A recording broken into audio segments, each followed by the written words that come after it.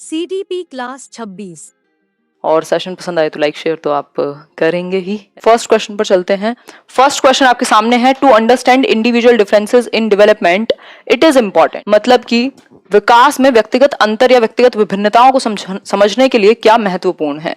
देखिए एक बार, आंसर कीजिए एक बार, फिर हम लोग आगे बढ़ेंगे। फर्स्ट ऑप्शन है, to look at the environmental factors that affect individuals. उन पर्यावरणीय कारकों पर ध्यान देना जो एक इंडिविजुअल को अफेक्ट करते हैं। या फिर B option, to consider maturation of the body and the brain. Body और ब्रेन का जो मैचुरेशन है उसको कंसिडर करना। या फिर C option, to consider both inherited characteristics as well as environmental factors and their interplay. या फिर लास्ट ऑप्शन रहेगा आपका, to look at the inherited characteristics that give each person a specific start in life। बताइए एक बार, answer कीजिए। सी को बंद कर दिया जाए, अच्छा लॉक कर देंगे, ठीक है। अच्छे से शो नहीं हो रहा है स्क्रीन, मतलब आपके नेटवर्क में कुछ इशू होगा। मैं एकदम अच्छी हूं रेनू।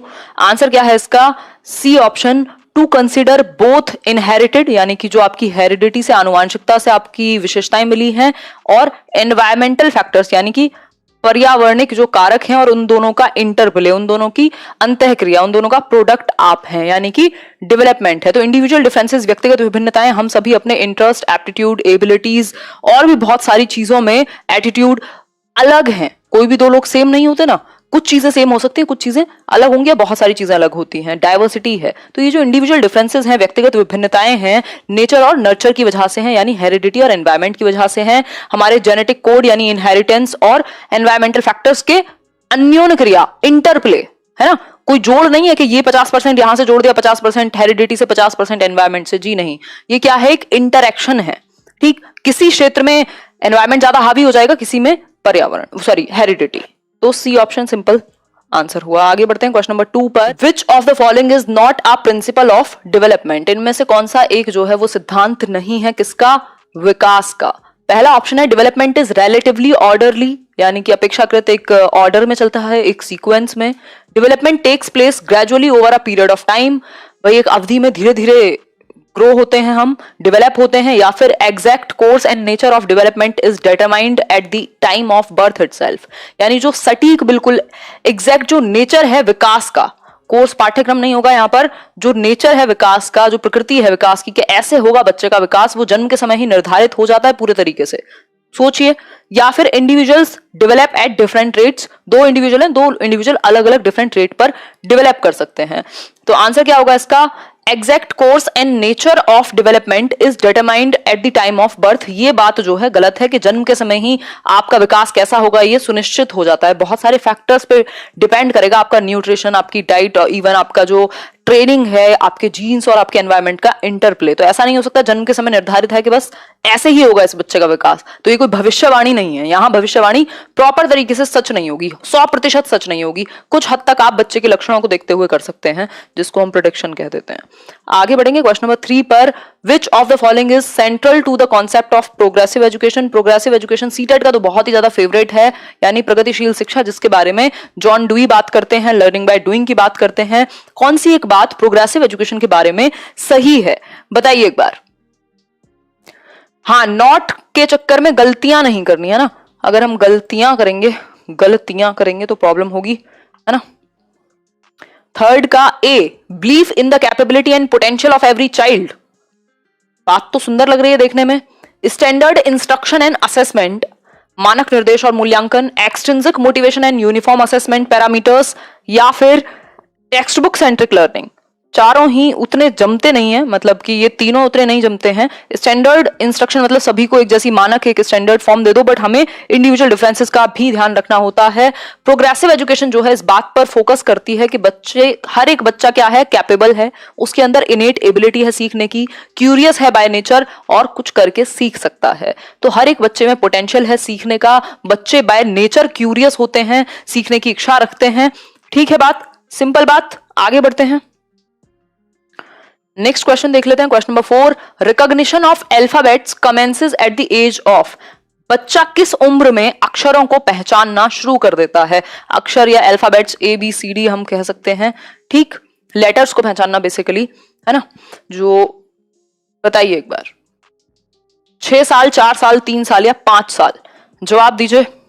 3 साल, एग्जैक्टली 3 इयर्स। इवन उससे पहले भी कुछ कुछ हद तक, बट बहुत हद से नहीं कहेंगे। और 5 साल तक आते आते बच्चा अपने नेम के जो लेटर्स होते हैं उनको रिकॉग्नाइज करना शुरू कर देता है। 3 साल में वो पिक्चर बुक्स वगैरह के थ्रू एसोसिएशन बनाकर, A for apple, B for book करके वो जो है क्या कर सकता है, एसोसिएट कर सकता है। ये क्या दिल बना दिया एप्पल की जगह, देखो ठीक है, बस मैनेज कर लेना। मेरी ड्राइंग उतनी ही अच्छी है जितनी पता नहीं क्या। ठीक है, तो 3 साल होगा इसका सही आंसर। आगे बढ़ेंगे, नेक्स्ट क्वेश्चन है क्वेश्चन नंबर 5। तो how do children learn concepts and attach labels to them? यानी कि बच्चे कॉन्सेप्ट्स को, अवधारणाओं को कैसे सीखते हैं और उनको लेबल कैसे करते हैं। भाई ये इस चीज का कॉन्सेप्ट है, ये लर्निंग का कॉन्सेप्ट है, मान लो ये किसी और चीज का एक कॉन्सेप्ट है, सीखते कैसे हैं और उनको लेबल कैसे देते हैं, बताइए एक बार। From direct contact with the physical world, जो फिजिकल वर्ल्ड है, भौतिक दुनिया है, उसके साथ डायरेक्ट कांटेक्ट, डायरेक्ट संपर्क में आकर के। From social situations where language plays no part in the learning process, वो सामाजिक परिप्रेक्ष्य जहां पर लैंग्वेज का कोई रोल ही नहीं है। या फिर from social situations where language does play a definite part, एक निश्चित ही पार्ट होगा जो लैंग्वेज निभाएगी ऐसी सोशल सिचुएशंस से, या फिर all of the above. Answer ध्यान से कीजिएगा, आंख बंद करके जो है ऑल ऑफ दी अबव की तरफ ना जाएं, गलतियां हो सकती हैं। उषा जी नाम ले लिया। आंसर जो है ये 28 का कितना क्या होना चाहिए? देखो, जहां लैंग्वेज प्ले ना करे ऐसा नहीं हो सकता, फिर आप कॉन्सेप्ट्स कैसे सीखेंगे बिना लैंग्वेज के, वो भी सोसाइटी से। तो आंसर होगा यहां from direct contact with the physical world. जब हम फिजिकल वर्ल्ड के डायरेक्ट कांटेक्ट में आते हैं, अपने सेंसेस से चीजों को परसीव करते हैं, हमारे सेंसेस के थ्रू जो इंफॉर्मेशन है हमारे दिमाग में परसेप्शन बनाती है, परसेप्शन से कॉन्सेप्ट्स बनते हैं। मतलब हम फिजिकल वर्ल्ड के साथ एक्टिविटी करके कॉन्सेप्ट्स को निर्मित करते हैं, संप्रत्यों का निर्माण करते हैं, जिसके थ्रू हम फिर बहुत सारी जगह पर इनको यूज करते हैं। तो ए ऑप्शन जो है वो बेहतर आंसर हुआ, है ना, बेहतर आंसर हुआ। Motivation should usually be followed by, motivation को किस एक चीज के बाद थ्रू फॉलो किया जाना चाहिए, यानी किस चीज के एक साथ। मोटिवेशन के जस्ट बाद क्या दें? Reward, incentive, knowledge of result या फिर पनिशमेंट, किस चीज के थ्रू फॉलो होना चाहिए मोटिवेशन? मोटिवेशन क्या है? एक प्रक्रिया है किसी काम को शुरू करने की, है ना, इनिशिएट करने की, उसको जारी रखना और उस गोल तक पहुंचना, अचीव करना उसको, है ना। To initiate something, to keep it going and to achieve it. ठीक है, 6 स्टेप है मोटिवेशन की साइकिल में, है ना। देखो एक बार, बी ऑप्शन कह रहे हैं आप। इंसेंटिव तो ऐसा होता है कि आपने आज सैलरी में बहुत अच्छा सा कुछ काम किया आपने अपनी नौकरी में और आपको कुछ एक्स्ट्रा दे दिया गया, है ना, कुछ एक्स्ट्रा नहीं। रिवॉर्ड जो है वो एक बिल्कुल ये फैक्चुअल सा क्वेश्चन है कि मोटिवेशन को किसके साथ फॉलो अप किया जाए, यानी कि मोटिवेशन के बाद क्या करें हम। ठीक है, एक रिवॉर्ड या पुरस्कार कहेंगे, इनाम नहीं, है ना, पुरस्कार। रिवॉर्ड से क्या होगा? गति बढ़ जाएगी, एक तरीके से आप और ज्यादा रीइंफोर्स्ड फील करेंगे उस गोल तक पहुंचने के लिए। क्योंकि मोटिवेशन जस्ट एक कोई एक सिंपल स्टेप नहीं है, ये पूरी एक साइकोलॉजिकल प्रोसेस है जिसमें आप किसी एक चीज को शुरू कर रहे हैं, नीड से शुरू हो रही है आपका इनिशिएट करना, फिर बीच में आपका मन भी तो घबराएगा ना, आप डिमोटिवेट भी तो होंगे ना, आपकी स्पीड भी तो कम होगी ना, तो उसको जारी भी रखना है, यानी रिवॉर्ड मिल जाए तो थोड़ा सा और पुश हो जाएंगे आप, है ना। जैसे यूट्यूब जो है वो ऐसे प्ले बटन भेजता है 1 मिलियन और क्या 1 लाख पे ये रखा हुआ है पता नहीं कितने दिनों से, तो इसको करेंगे अनबॉक्स, किस दिन मंडे को करते हैं, है ना। तो ये क्या है? ये रिवॉर्ड है। ये क्या है? रिवॉर्ड है। मोटिवेटेड तो आप ऑलरेडी हैं ही, इससे और ज्यादा आप जिस प्रोसेस में लगे हुए हैं उसमें बनाए रखने में फायदा होगा या आसानी होगी। ठीक है बात, तो ये एक बेसिक सी बात हुई।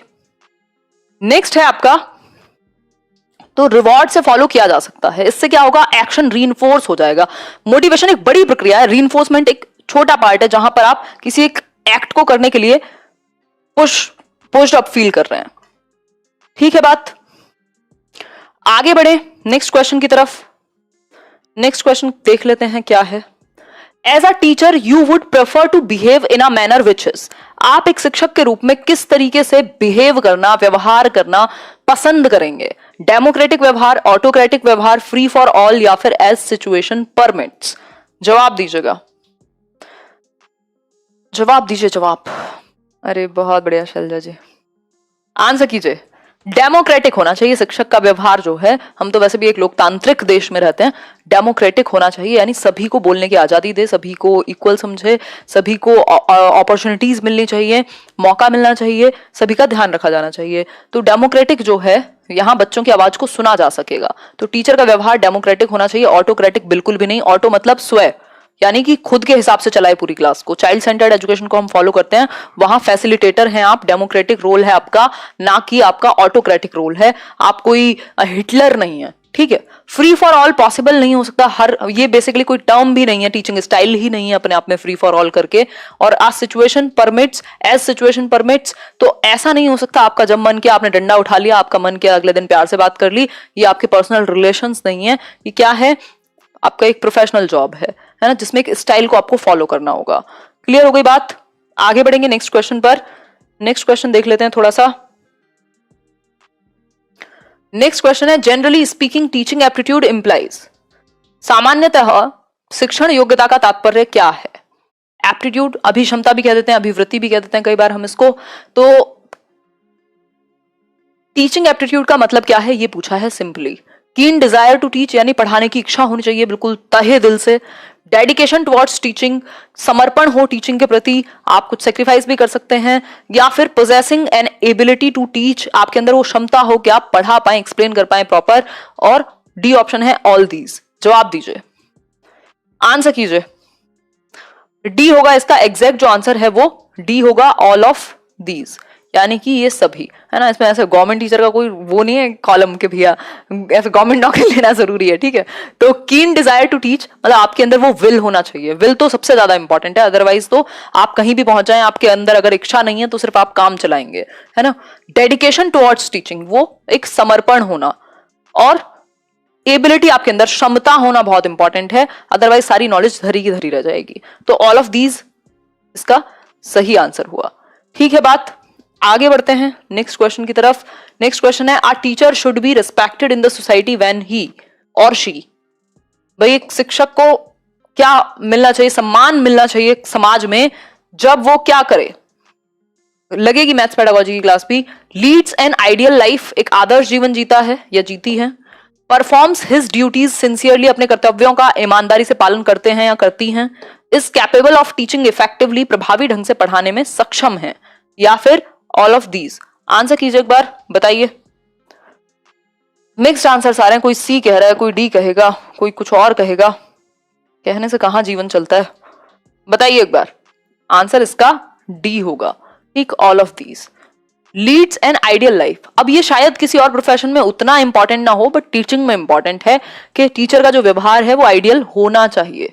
मे बी आजकल क्योंकि जमाना बदल चुका है, प्रैक्टिकल हो चुके हैं हम बहुत हद तक, है ना, और चेंजेस भी आ रहे हैं, तो हो सकता है आप पर्सनल लाइफ में कुछ टेढ़े मेढ़े काम कर सकते हैं, मे बी। बट जो लाइफ है अगर आपकी आइडियल हो पाए तो बहुत अच्छा है, क्योंकि आपके जो विद्यार्थी हैं वो आपको कहीं ना कहीं फॉलो करते हैं, प्रभावित होते हैं आपसे बहुत ज्यादा। परफॉर्म्स हिज ड्यूटीज सिंसियरली, जो ड्यूटीज हैं उनको सिंसियरली परफॉर्म करे। और कैपेबल हो प्रभावी ढंग से सिखाने के, पढ़ाने के, पढ़ने के, सीखने के। ठीक है बात, सारी ही चीजें इंपॉर्टेंट है, कोई एक नहीं कह सकते। विच of the following is not a characteristic, वो वाला नहीं होगा ऐसे तंबाकू चबाते हुए क्लास में आ गए, है ना, या बिल्कुल अदनान स्वामी बन के 5-6 चेन पहन के गले में और हाथों में 10 उंगलियों में एकदम क्या कहें उसको रिंग पहन करके, है तो वैसे वाला, उससे रिस्पेक्ट नहीं आनी चाहिए, वो गलत है ना। विच ऑफ मतलब ये नहीं कि वो पहनना गलत है, बट उस चीज के लिए रिस्पेक्ट होना गलत है ना। Which of the following is not a characteristic of a good achievement test, यानी कि इनमें से कौन सा जो है एक विशेषता नहीं है किसकी, एक बेहतर, एक अच्छे उपलब्धि प्रश्न पत्र की, जिससे आप बच्चों का अचीवमेंट टेस्ट करते हैं, ये देखते हैं कि उन्होंने कितना बेहतर सीख लिया है, किस हद तक वो सीख पाए हैं। बिल्कुल 10th का सी कह रहे हैं आप लोग। सी मतलब एम्बिग्विटी, एम्बिग्विटी अस्पष्टता। बात तो सही सी लग रही है जानने में, इतनी तेज कौन आंसर लिखता है यार, थोड़ा स्लो लिखा करो। खुश रहिए, छोटा सा जीवन है, पता नहीं कब समाप्त हो जाए है ना। एम्बिग्विटी यानी कि अस्पष्टता, एम्बिग्विटी नहीं होनी चाहिए। वैलिडिटी, वैध हो, जिस पर्पस के लिए बनाया गया है टेस्ट वो पर्पस सॉल्व करे, रिलायबल हो, जितनी बार आप टेस्ट लें सेम सैंपल पर सेम रिजल्ट आए, और ऑब्जेक्टिविटी यानी निष्पक्षता हो। ऐसा नहीं है आज इस टीचर ने चेक किया तो कुछ और रिजल्ट, दूसरे ने किया तो कुछ और ही रिजल्ट, जमीन और आसमान का अंतर नहीं आना चाहिए, ठीक। लेकिन एम्बिग्विटी का मतलब है स्पष्टता ही नहीं है। स्पष्टता नहीं होगी यदि लैंग्वेज से लेकर के और एम से लेकर के और प्रॉपर एक फॉर्मेट से लेकर के, तो फिर वो एक बेहतर टेस्ट नहीं कहलाएगा, ठीक है बात।